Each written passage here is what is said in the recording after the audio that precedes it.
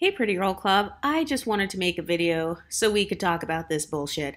This stuff that's going on with Beyonce and her sacred hair care line, a lot of you guys are blowing me up in my comment section or in my Discord and my email. You guys are talking about how people are mad at Beyonce coming out with this hair care line.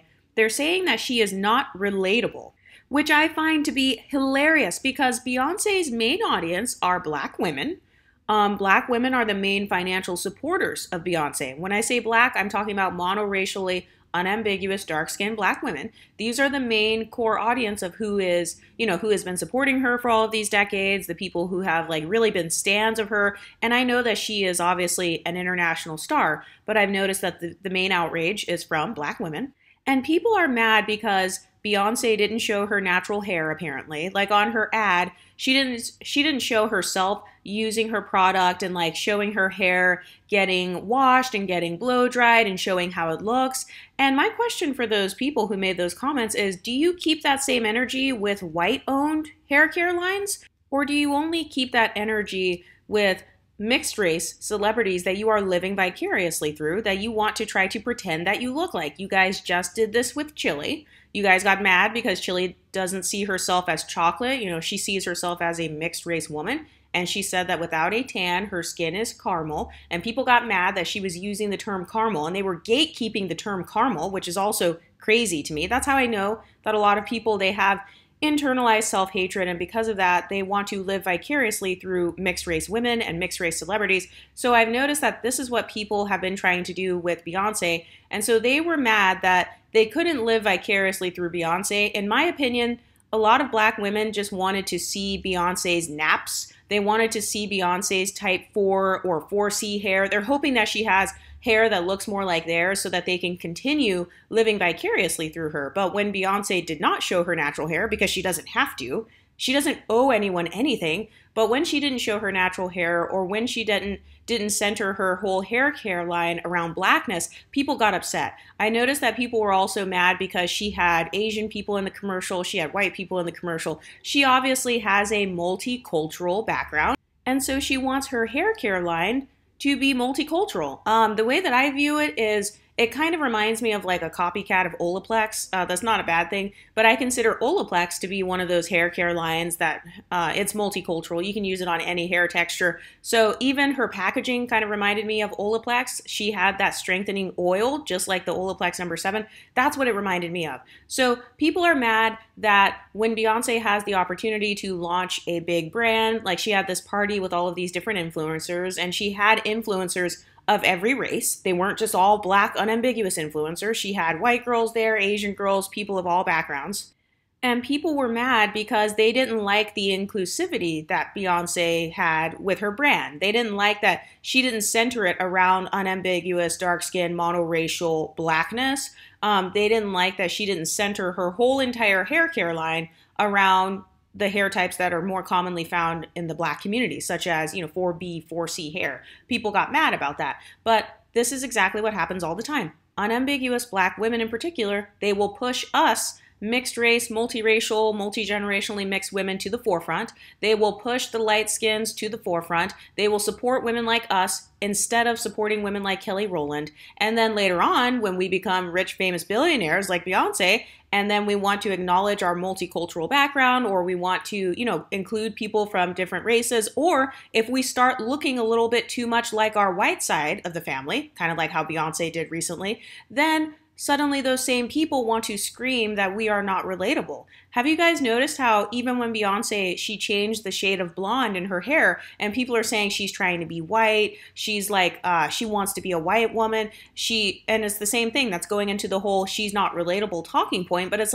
she never was relatable. She's always been the same exact person that she is today, which is a multiracial, mixed race, light-skinned woman who has most likely type 3 hair. She might have a 4A or something. I saw a couple of photos that appear to be her hair type, but she most likely does not have that super coarse 4C hair. I know that you can have 4C hair and be mixed race and be biracial, but from what I saw in Beyonce's pictures, if those were her natural hair, it did not appear to be a 4C hair texture. But I've noticed that this happens all the time. People will try to one-drop us into monoracial blackness, and they're hoping that by them projecting onto us, hey, you're not that light-skinned, you're a brown-skinned, unambiguous black woman, Beyonce is not light-skinned, she doesn't really count as light-skinned. So people want to throw us in and out of being light-skinned, they throw us in and out of blackness, they throw us in and out of the black experience, and then they get mad when we get to pick and choose when we want to represent blackness. And you know who else does that? Beyonce. She's a master at jumping in and out of blackness, and she has the right to do so because according to her actual DNA, she has both blackness and non-blackness, and that is a part of who she is. She is obviously very multicultural. She makes some songs that are like pro-black and kind of hotep sounding or whatever, and you know, she talks pro-black. But to be honest, the way that I view Beyonce is that she is about her money. You know, she does things for cash grabs. That's kind of the way that I view it. I don't see it like everything Beyonce does is because she's just so passionate from the bottom of her heart. No, the first thing that I actually thought of when this sacred thing came out was that Beyonce is probably trying to stack up her money in the event that Jay-Z is implicated with Diddy and in the event that Beyonce gets a divorce, because there are already rumors swirling that Jay-Z has done some of the same things as Diddy or whatever. And so, you know, this is all alleged. But that's actually the first thing I thought of was, okay, maybe she's just trying to get a quick cash grab so that, you know, once everything hits the fan, you know how much Beyonce cares about her image. So if her husband's image is ever tarnished and ruined and he becomes like a new R. Kelly or like a new Diddy, she's not going to stick around for that. So maybe she just wants to stack up her money really quick, make these bags. She knows that a lot of black women worship her and a lot of women in general worship her at this point because she's an international superstar. So she no longer has to pander to the unambiguous black community in order to come off as relatable. Beyonce is one of those people who has really played with her ambiguity throughout the years. When she first started, she was kind of leaning more into unambiguous blackness. She was leaning more into the Afrocentric hairstyles. I've noticed that she did that kind of depending on the album she was making or depending on the projects she was working on at the time. And then there are other times, like right now, where she is choosing to make country music and wear silver platinum blonde hair. You know why? Because Beyonce has a fluid identity. And I've noticed that when you have a fluid identity, people get mad and they say that you're not relatable. But if we're not relatable, once again, stop begging other people to be your representation. Beyonce does not represent unambiguous, dark-skinned, monoracial black women. She does not represent that. She doesn't look like that. Her experience hasn't been like that. Her socioeconomic status hasn't been like that. Her hair texture, her skin tone, her eye color, her facial features do not represent that. So just because her lyrics say things like brown-skinned girl and talk about Lupita Nyong'o and Kelly Rowland, that's called her making money off of her audience. That's called her listening to her audience and marketing her products in the way that she feels will make her the most money. So right now, with this new era that she is in, which is clearly, in my opinion, her brand right now is clearly giving multiracial, multicultural, because she's doing country music. She's got the silver blonde hair. I understand that country music was, you know, taken from black people or whatever, but that's not the point. The point is that she is breaking into a space that historically has been kind of dominated by white people, and they've tried to like push out black country artists over the past few decades. So clearly she is breaking into a new space in that area. So that's a non-black arena at this time. And she also is breaking into a more multicultural space with her hair care line. And I've noticed that other people were commenting and they were saying, oh, Beyonce should have came out with a wig line, which I actually agree with. That was another thing that I thought of as well. I was like, wow, I really wish Beyonce would have came out with a wig line because I would have totally bought her wigs. I think she would have been fantastic at that. I actually think that she could easily make $1 billion with a wig line. I really do believe that. With the natural hair care line, I'm not sure, but I know that Beyonce always slays with like the wigs and weaves and stuff. I could totally see her beating out like Free Tress and all of those other hair extension companies that could compete with her. But I also know that her brand is more like luxury. She seems to want to be associated with luxury stuff. So I noticed that when she sold her Ivy Park clothing line, like when she was selling the clothes and stuff from that, or when that first came out, those clothes were not cheap. So I don't think Beyonce's brand, I don't think she necessarily wants her brand to be something where it's like, you can get it at Walmart or you can get it at a CVS. I don't really think that she has ever wanted that for any of her brands. But it seems like people are upset because they think that Beyonce owes her something. And this is what I have a problem with. A lot of people, like I said, they push multiracials, they push quote unquote light skins or us women who look mixed. Even if we have majority black ancestry, the fact that we look mixed obviously makes us stand out. So a lot of unambiguous monoracial black women will push us to the forefront of their communities. They will make us into their beauty standard, women like Beyonce, women like Chili. So they'll make us their beauty standard, and then they will get mad once we become billionaires, women like Rihanna. Then they'll get mad and say that we're not relatable, or even like with Rihanna, they were like, oh, well, she's having a baby with a colorist. She's dating a guy who's a colorist, and like, I don't like Rihanna. And it's like, well, you guys put Rihanna in the position that she's in. Same thing happened with Chloe and Halle.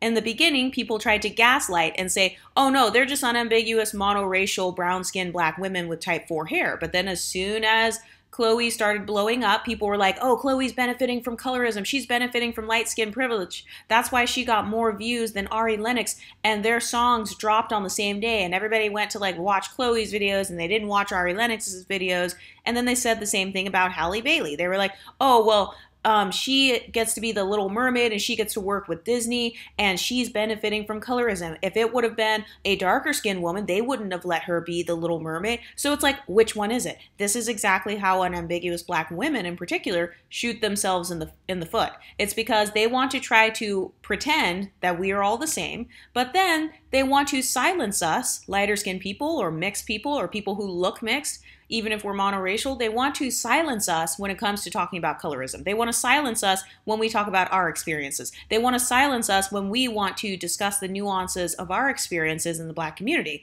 And then, since they keep pushing us in and out of blackness, then we decide, okay, you know what? I think this is just my identity. I'm multiracial, I'm multicultural, so I'm never going to fit in perfectly with every single one because my experience is multifaceted and multidimensional. So I get to take that on as a part of my personality. Yes, I do get to make it a part of my personality. And then people will say, you make being mixed your personality. And it's like, well, you make unambiguous blackness your personality, right? You say that your melanin is beautiful, you have black girl magic, your melanin is popping. So those things are a part of your personality. You have the right to love your racial background, right? So why can't Beyonce love every part of herself? So yes, that will include the non-black parts of herself because she is part European. So if she wants to rep her hair, wearing her hair blonde or like dyeing it silver blonde, or if she wants to have a hair care line that works for straight hair and it works on a white girl's hair, then that is her business.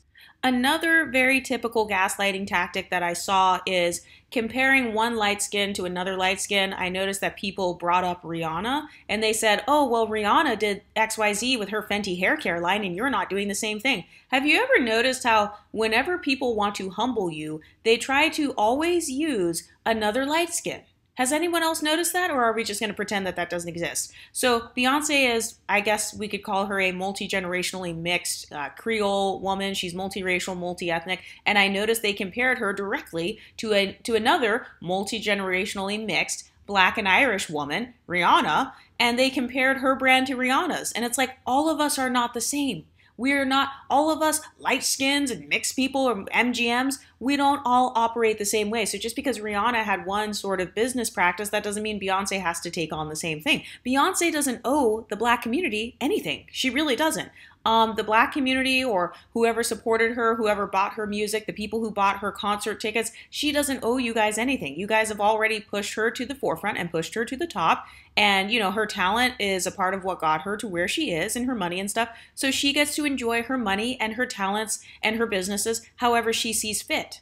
Stop begging Beyonce to be your representation. Stop begging other people to represent you. Stop living vicariously through women who do not look like you. Stop expecting women who probably don't even have your hair texture to make a hair care brand that is specifically centered around your hair texture. And it's not like she excluded 4C hair. She even said in the ad, they were talking about how it works on locks, it works on like weaves and wigs. And it's funny because people were like, oh, she should have made a weave and wig line. And it's like, well, she made products that you can use on your weaves and wigs. So she kind of does know her audience. She knows that a lot of black women wear weaves and wigs. And so she made a hair care product that is universal enough to where it can be worn on weaves and wigs.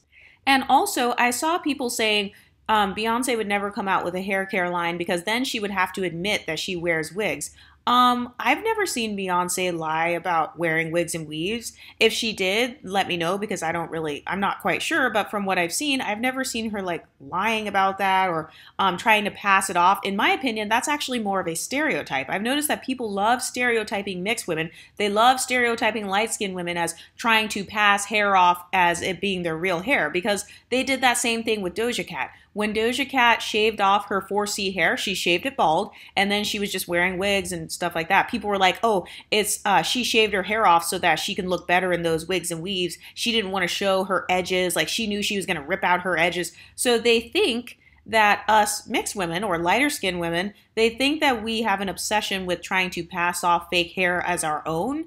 And I'm not saying that that doesn't happen, but just because the weaves and wigs look natural on Beyonce, it doesn't mean that she's trying to pass it off as her own. Just because when you might wear a weave or wig, you still look the exact same, which is, unambiguous, monoracial, dark-skinned black woman, and that's fine.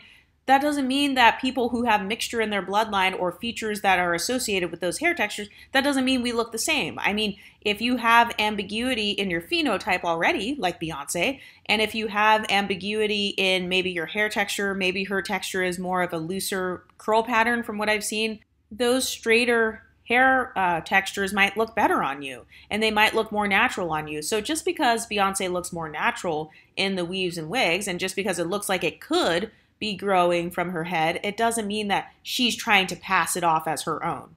And also, have you ever noticed how people love to become social justice warriors as soon as someone rich, famous, beautiful, and talented decides to come out with a new product line? And it's like, okay, if you were that passionate about 4C hair, then why didn't you try to come out with your own hair care line or, make your own YouTube channel or your own Instagram talking about how to care for 4C hair? Why is it that you didn't give a fuck about 4C hair until suddenly Beyonce made a hair care line and now you feel like you're mad because it doesn't center 4C hair? And also, why would Beyonce center her whole brand around women who look nothing like her? She centers her brand around herself. She's multicultural and multiracial, and so she made a multicultural and multiracial hair care line. Obviously, Beyonce does not center unambiguous monoracial dark-skinned blackness with 4C hair. She does not center that in her brand. She doesn't center that in her music. Like I said, Beyonce has always seemed like she is just about her bags and kind of following trends or doing whatever. I've noticed that one album was very pro-black. The other one was kind of like pro-LGBT or like for that community. And she made that one song that was supposed to be promoting dark skins. Fun fact, she actually made a Creole song a long time ago, but it got so much hate to where it never gained popularity. But she seems to just be kind of riding the wave of whatever is popular, and she is just making her money off of it. She's getting her exotical tax, and she is yet another exotical. She's yet another multi-generationally mixed woman who is, attaining that billionaire status. She is attaining that mega wealth status. And also, people say like, oh, she doesn't care about engaging with her audience. She doesn't care about engaging online. Yeah, of course she doesn't care. You know why? Because she doesn't have to. She knows you're going to still spend your money on her concert tickets. She knows that you're still going to listen to her music. She knows that you are still secretly living vicariously through her. And so she's chilling. Like, she doesn't have to go online and tell people, oh, you should buy this product. She doesn't have to convince people to buy all of her products because she knows that people will. And she also knows that even if her product flops, like even if it doesn't sell that much, she's still rich. So she has nothing to lose. The people in Beyonce's comment section are the ones who are spending their light bill money on her hair products. So Beyonce, she's not out here struggling. She's not out here feeling the need to keep up with everything that's going on. In my opinion, she does seem like she's just kind of in her own world, and she's most likely dealing with a lot of personal things. So that's my take on it. This is why I say on this channel all the time, for us Exoticals, it is very important that we are our own representation. I believe that every multi-generationally mixed woman should start her own business in some sort of way. I definitely believe that we should all continue to be on social media, start your own YouTube channels, because then you will guarantee that you'll never be out here looking crazy, begging somebody else to be your representation, because you are your representation. Anyway, what do you ladies think? Let me know in the comments section, and I'll talk to you next time. Stay pretty, ladies.